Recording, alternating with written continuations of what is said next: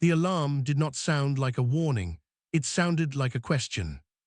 A single tone, low and steady, rolled through the control room of Nova City's Central Monitoring Bureau at 3:14 in the morning. Not the deep wail of the outer perimeter, not the sharp crack of the orbital defense net. Something quieter, something from inside. Daria Solano read the screen 3 times before she believed it. Inner perimeter, sublevel 7, central transit corridor, 1 biological anomaly, unknown classification, moving at a walking pace toward the residential core. She called Rolf Anderson, chief of the Terran Defense Corps, because protocol said she had to. He picked up on the first ring, which meant he had already seen it. "Deploy team," he said. "It hasn't touched anything," she said. "Not a wall, not a cable. 3 maintenance hatches opened and closed behind it, like it was being careful." A pause. "Daria, I'm invoking Protocol 9. Another pause, longer. "That's for first contact situations." "Yes," she said, "it is." She could hear him breathing. Protocol 9 gave the Emergency Response Bureau lead authority, which meant Rolf's people stood down until she said otherwise. He did not like it. She did not need him to like it. She pulled up the corridor feed. The image was thermal, green and pale, because the deep transit tunnels did not bother with visible light cameras, but she could see it clearly enough. Roughly the size of a large horse, moving low to the ground, 4-legged, a long neck, a tail that moved slowly side to side like a pendulum, scales that caught the thermal signature of the warm tunnel air and threw it back in soft, shifting patterns. A dragon, an actual dragon, walking through the maintenance corridors of the most secure city on Earth at 3 in the morning, moving slowly, pausing every few steps to lift its head and smell the air. It did not look dangerous, it looked lost. Daria watched it stop at a junction. It turned left, turned right. Then it sat down in the middle of the corridor, tucked its chin close to its chest, and went still. The scales on its back shifted. She could see the thermal pattern change, a ripple moving from its neck to its tail. Then it stood, chose a direction, and kept walking. Her radio crackled, a voice she didn't recognize at first, calm and flat, the voice of someone reporting a malfunction rather than a crisis. "This is Novak, sublevel maintenance, Section 7C, I've got eyes on your anomaly. It's sitting in the middle of the corridor staring at the wall. Doesn't seem interested in me, just so someone knows." Daria keyed the line. "Novak, do not approach it, do not make loud sounds, stay where you are." "Already doing all of those things," Petra Novak said. "Also, it just looked at me. Its scales changed color, that's interesting." "What color?" A pause, lighter, like it wasn't sure what to think. Daria grabbed her jacket. Rolf met her at the elevator. He was already in partial body armor, which she had expected. "You're not going down there," he said. "I am," she said. "The creature has not caused a single injury or broken a single fixture. If we send soldiers in, one of 2 things happens. Either it gets scared and someone gets hurt, or it doesn't get scared and we learn something much worse about how dangerous it actually is. Either way, we've made an enemy before we know what it wants." "And you think you know what it wants?" Daria stepped into the elevator. "I think it's looking for something, and I think whatever it is, it doesn't want to hurt us to find it." She held the door. "I'm going to take a thermos of coffee and talk to a dragon, Rolf. You can watch on the feed." He stared at her. "That is the least defensible decision I've heard in 20 years of service." "You're welcome to write that in your report," she said, and let the door close. The sublevel tunnels smelled like warm metal and recycled air. Daria's footsteps echoed in a way that made her feel very small and very visible. She followed the maintenance map on her wrist screen, taking the long route, which gave her time to think about what she was walking toward, and not much time to talk herself out of it. She found Petra Novak leaning against the tunnel wall with the particular stillness of someone who had decided the safest thing was to become part of the scenery. The dragon was 8 meters away. It was more beautiful than the thermal feed had shown. The scales were a deep blue-violet, and they shifted as she watched, darkening at the edges lightening near the spine. It was small, as dragons went. Its eyes were the color of old amber, and they were fixed on her the moment she came around the corner. Daria stopped walking. The dragon did not move. She unscrewed her thermos and let the steam rise. The dragon's head came up. Its nostrils flared. One of its front feet took a single step forward and then stopped, as if it had caught itself doing something it hadn't decided to do yet. The scales along its neck shifted from deep blue to something softer, pale, uncertain, almost green. It didn't look like a threat. It looked like something that had been searching for a very long time and was starting, cautiously, to wonder if it had finally found the right place. Daria sat down on the tunnel floor. "Hello," she said. "You look like you've had a long trip." The dragon tilted its head. It sat down too. They stayed like that for a while, a woman, a thermos, and something ancient and lost, while 40 meters above them, Nova City slept, not yet knowing what had walked in through the walls. 40 minutes after Daria sat down on the tunnel floor, the dragon fell asleep. Not dramatically. It did not collapse or suddenly lose consciousness. It simply lowered its chin to the ground, let out a long breath that smelled to Daria like hot stone and something faintly sweet, and its eyes closed, one at a time, slowly, the way animals fall asleep when they are deeply tired but still not quite sure they are safe. Daria did not move for another 10 minutes, just to be certain. Then she keyed her radio and said, quietly, "It's asleep. Petra, don't move yet." Petra Novak, still leaning against the tunnel wall 8 meters back, whispered, "Not planning to." "What do you see from there?" A pause, it's breathing. The scales keep changing color even while it sleeps. Right now they're this really dark blue-purple. Earlier when it was looking at you, they went almost green. When you sat down, they went lighter. Another pause. "I think the color means something." "Noted," Daria said. "Stay close. I'm going to call this in." She stood up, moving slowly, and walked back around the corridor bend before she let herself exhale properly. Upstairs, Rolf had been watching the feed for 40 minutes. When she reached him by radio, his first words were, "It's asleep." "I know."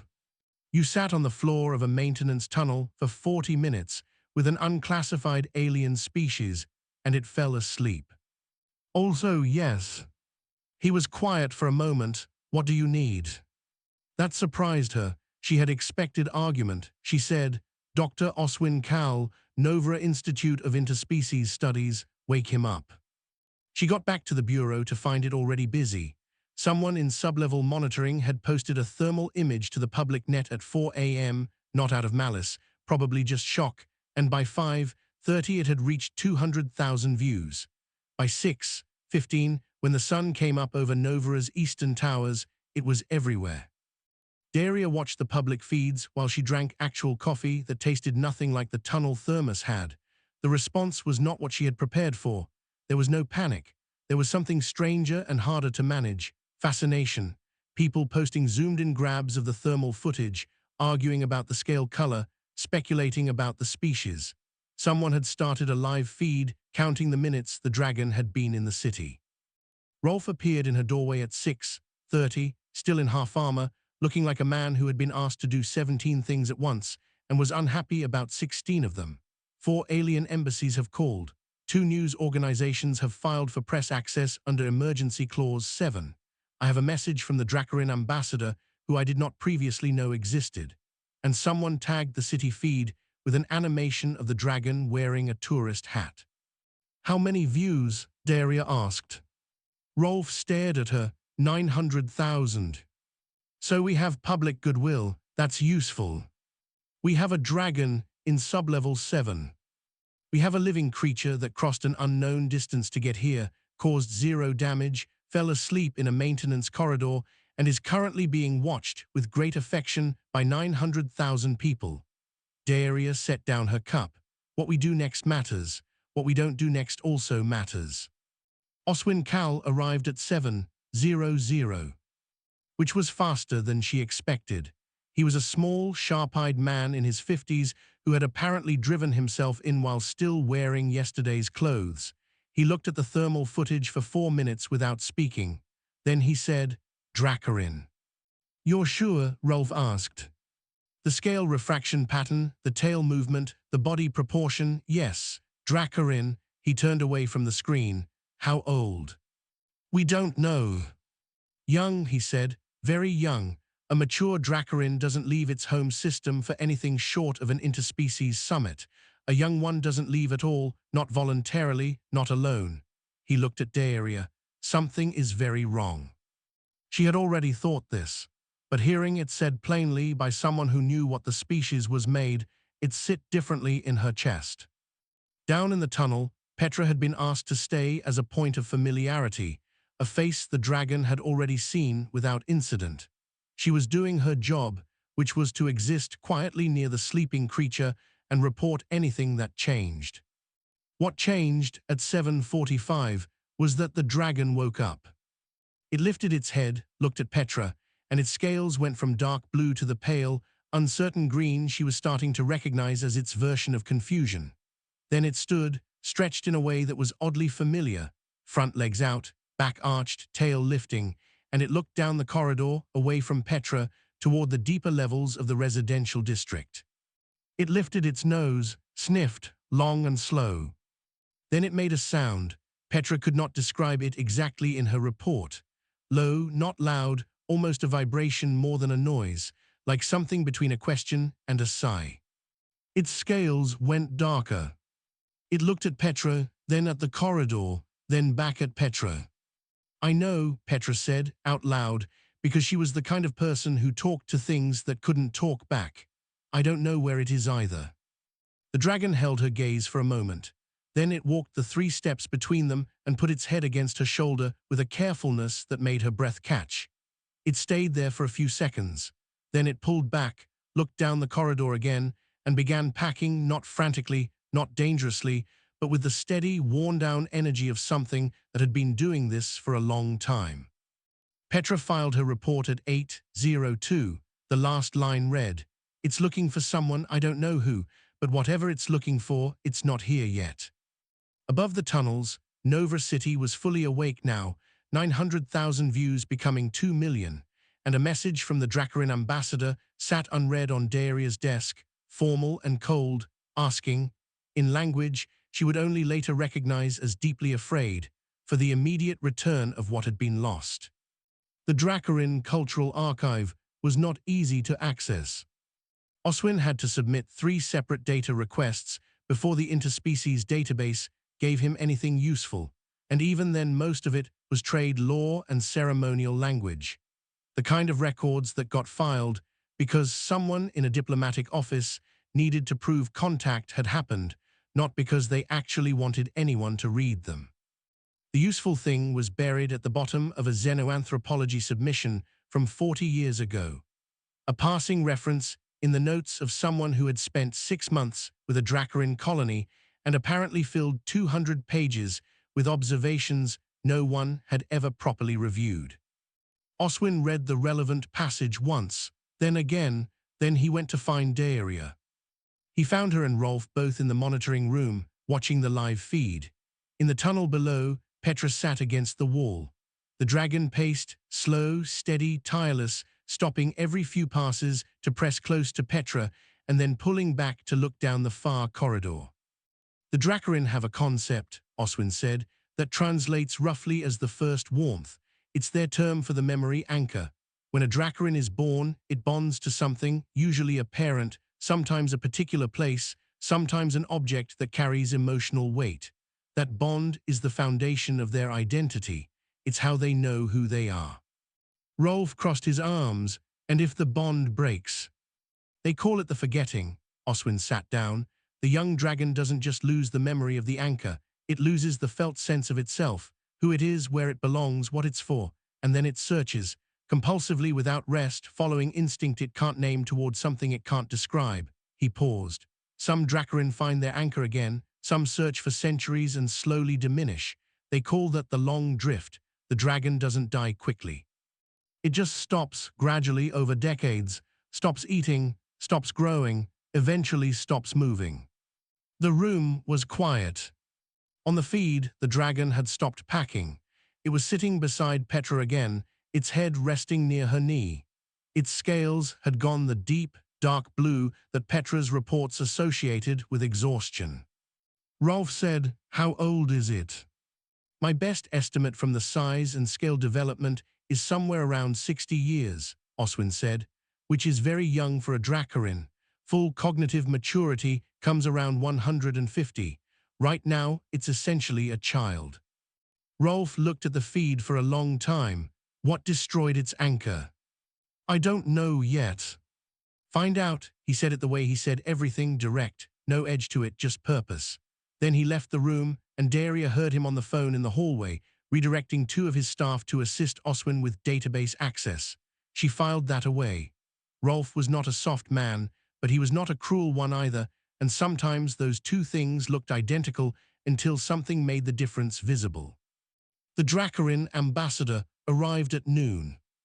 The vessel came down in the city's diplomatic landing zone, and Rolf's threat assessment system briefly went into a mode that Daria had never seen before. Not alarm, exactly, but something like the automated version of standing very still in the presence of something ancient. The ship was silver-white and moved like it had never been in a hurry in its life.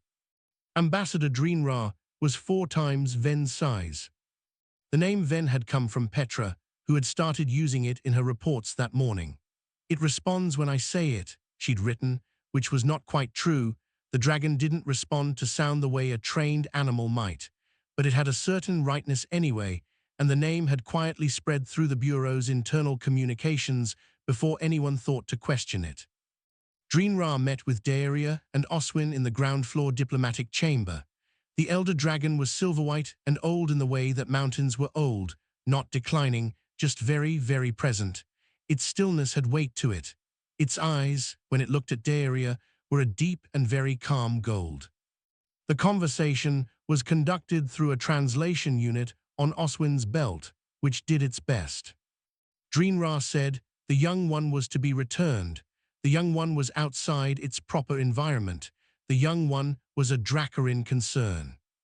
Daria said the young one was currently asleep in the transit tunnels with its head on a maintenance worker's knee, and until someone told her exactly what had happened to it, she was not prepared to treat the situation as a simple handover.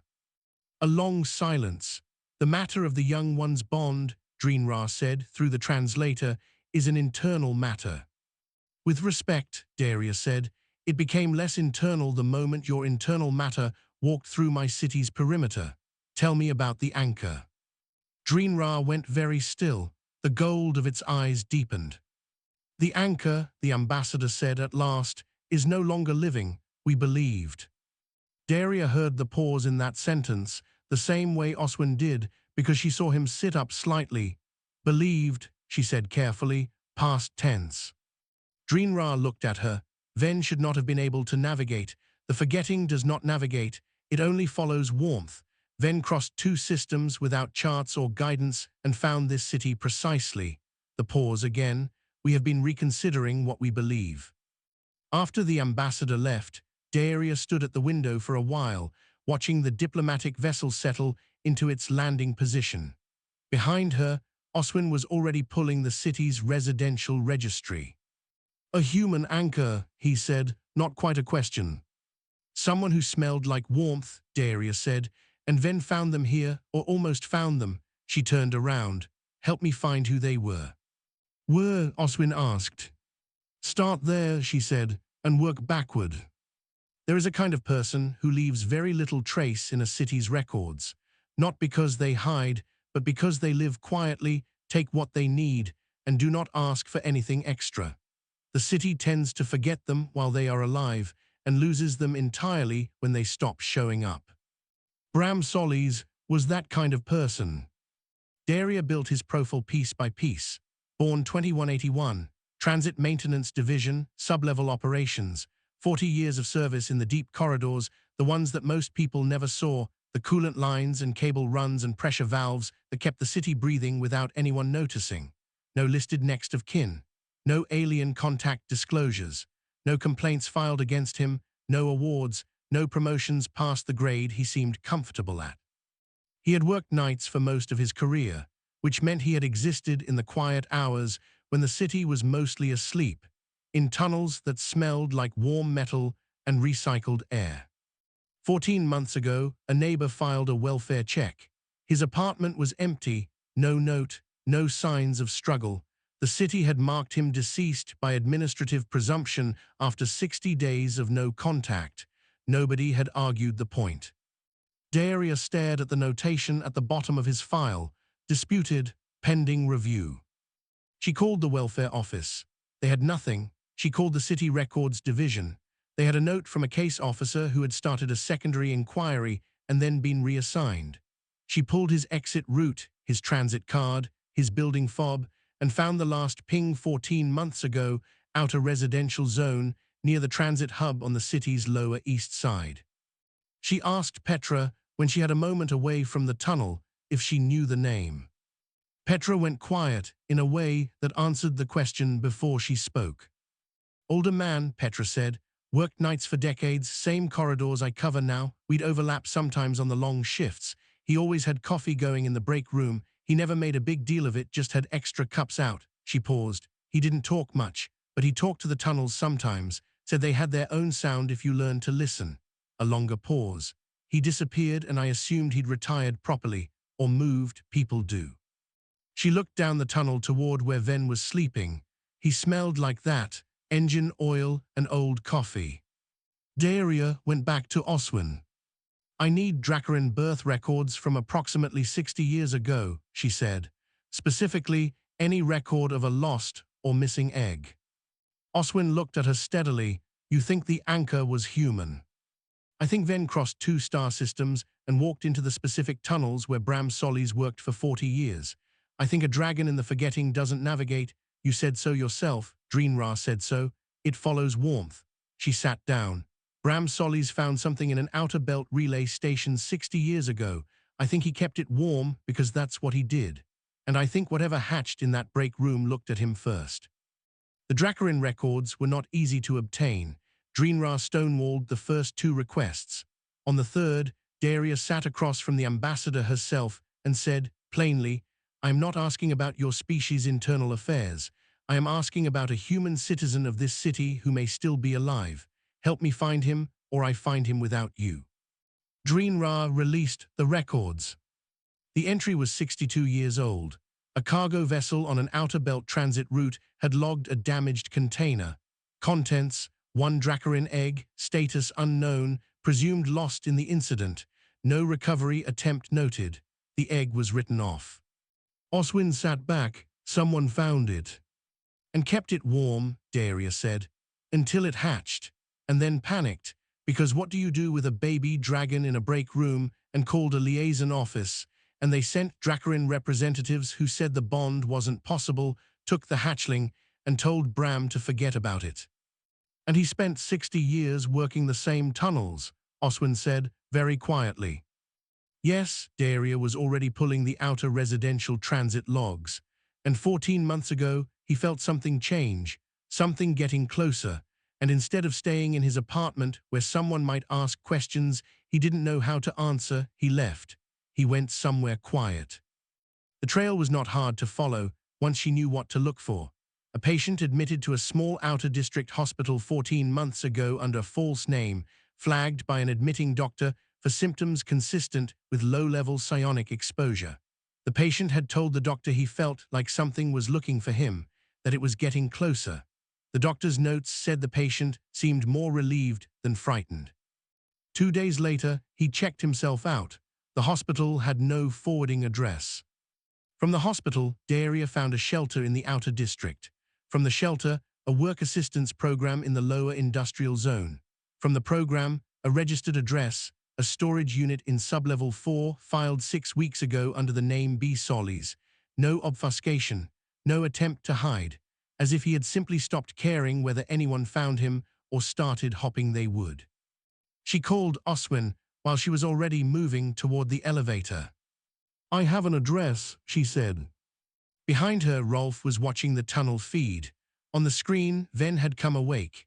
It stood in the middle of the corridor, head raised, scales moving through colors fast enough to blur.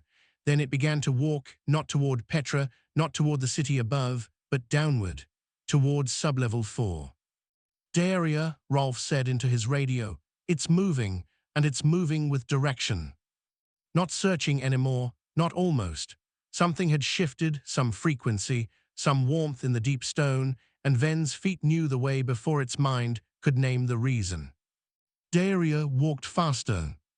The door was unlocked. That was the first thing Daria noticed. Not closed and locked, waiting to be broken open, not sealed with someone inside who had decided to disappear. Just closed, the latch not caught, the way a door is left when the person inside is not afraid of who might knock. She knocked anyway. A pause, then footsteps, slow, careful, the walk of someone for whom moving had become something to think about. The door opened. Bram Sullies was 81 years old. He was thin in the way long years make people thin, wearing a maintenance worker's jacket 2 sizes too large that had the particular sheen of something worn and reworn until it had become part of the person. He looked at Daria. He looked at Oswin. Then he looked past them, down the corridor, the way you look when you are not seeing what is in front of you, but listening for something further away. He said, "Is it all right?" Not "Who are you?" Not "How did you find me?" He said, "Is it all right?" Daria said, "It's been frightened, it's been searching, but it found someone to stay near while it was looking, and it's been well." Bram's eyes closed for a moment. When they opened, something had shifted in them. "That sounds right," he said. "It always did know how to find the warm ones." He let them in. The storage unit was small and tidy in the way that people are tidy when they have very little and take care of it.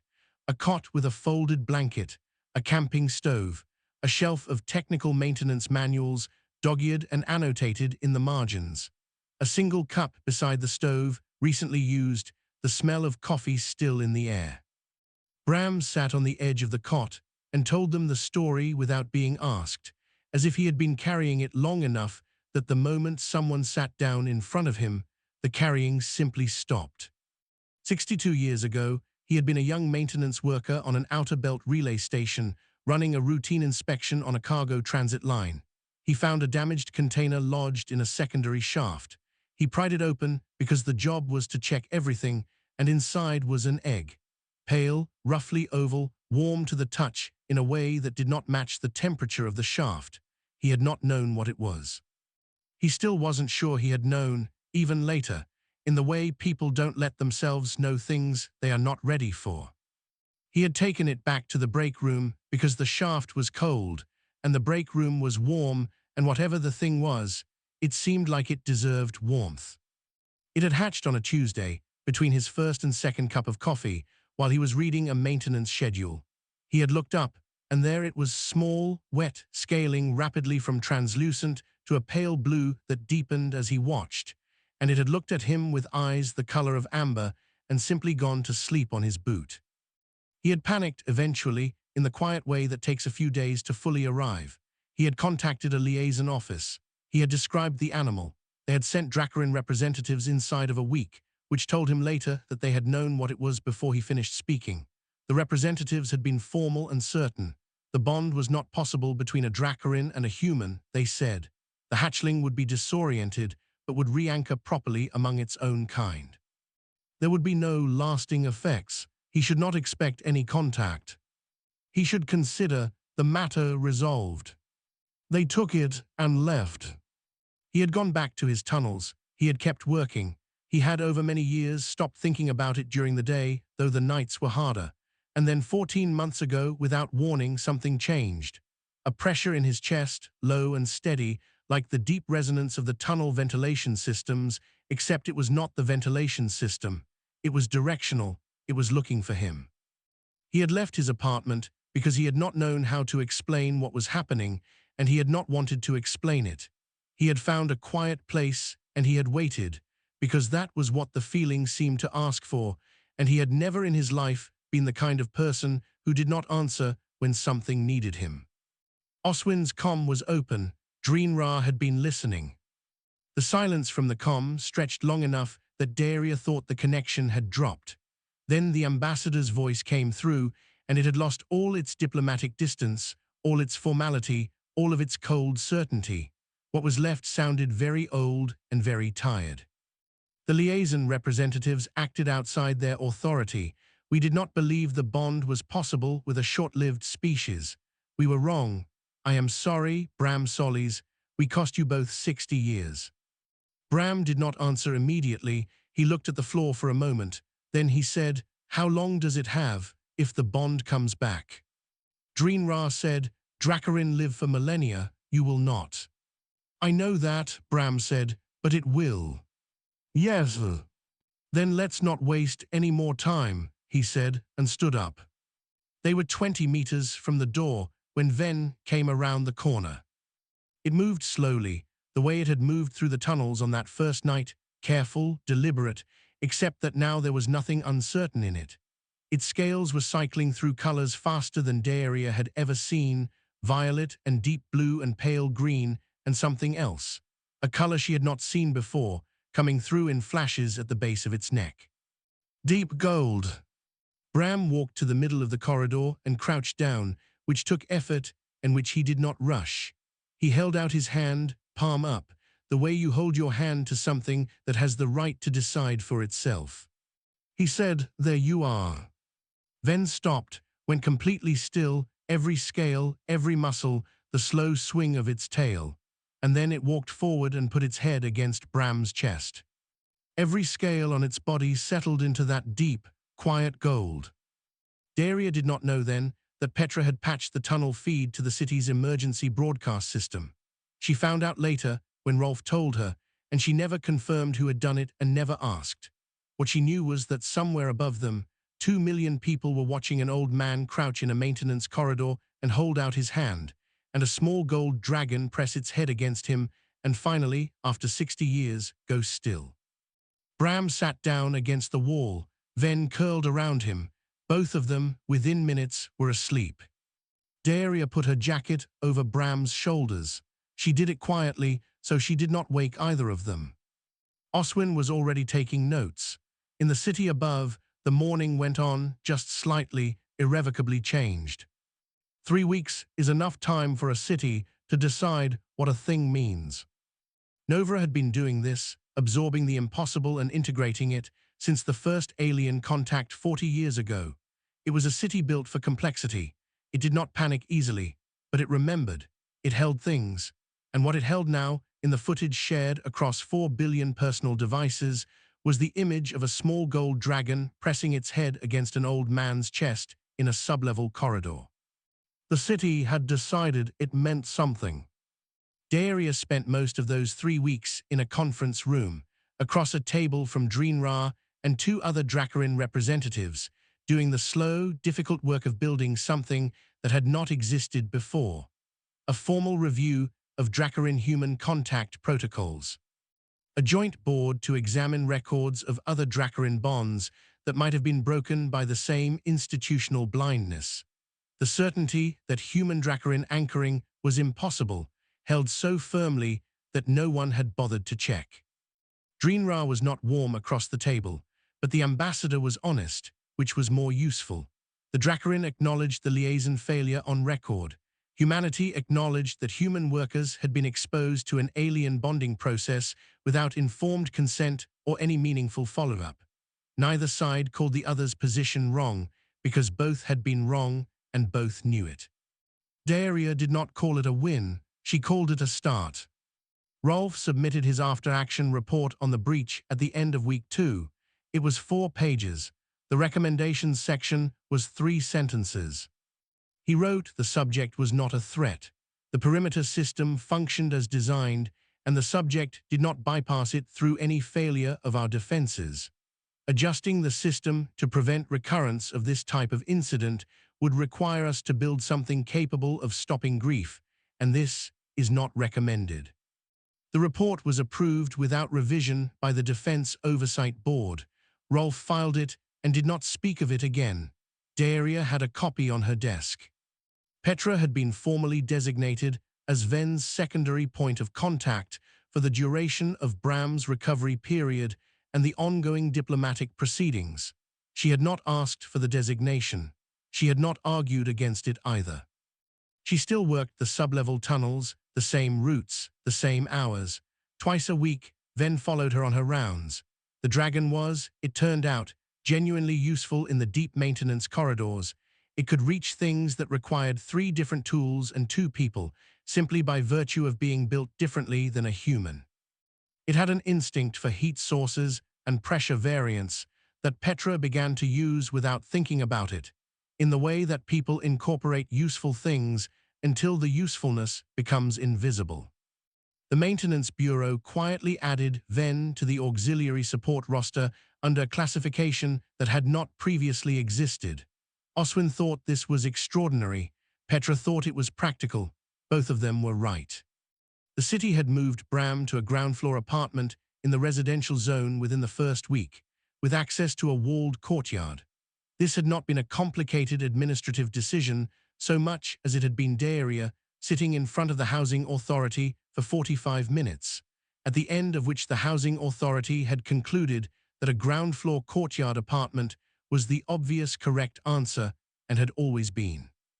The courtyard access had required a separate designation, a recognition of Ven as a legal dependent of Bram Sullies, a category that did not exist in city law before and had to be written from scratch. Daria had written it in 11 days, which she considered the fastest she had ever done anything legislative in her life. Bram did not talk often about the 60 years between.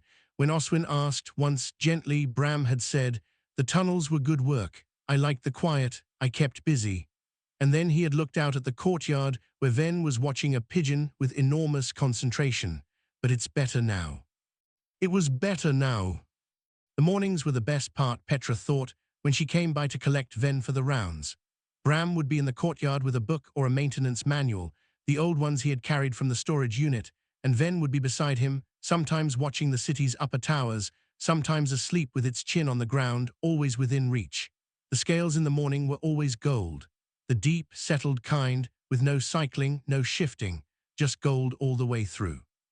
Oswin published 3 papers in the first month. 2 were about Dracarin biology and the mechanics of the anchor bond, dense and careful, and peer-reviewed into near incomprehensibility. The third one was shorter. It was about what happened when you assumed something was impossible, held that assumption for 60 years, and then had to reckon with what the assumption had cost. It was the most read paper he had ever written. Daria walked the sublevel tunnels one evening near the end of the 3rd week. She was not sure why, not in her job description, not looking for anything specific. She just found herself there, in the quiet corridors, where the ventilation made its low sound and the walls held the warmth of the city above. She passed the junction where Ven had sat and waited on that first night. She passed the corner where Petra had been leaning, calm in the way that some people were calm when they decided things were going to be what they were going to be. She thought about grief that could navigate when nothing else could. She thought about an old man in a too large jacket who had held out his hand and not flinched. She thought about 60 years of maintenance schedules and quiet tunnels and a feeling you could not explain to anyone, and about what it meant to wait that long for something to find its way home. She thought humanity could stand to learn from that, from the waiting, from the held-out hand. She walked back to her office, poured a cup of coffee, sat down and got back to work. In a courtyard somewhere above her, a small gold dragon slept in the last of the afternoon sun, one wing spread wide like it had forgotten it was there, dreaming whatever dragons dream when the forgetting is finally, completely over.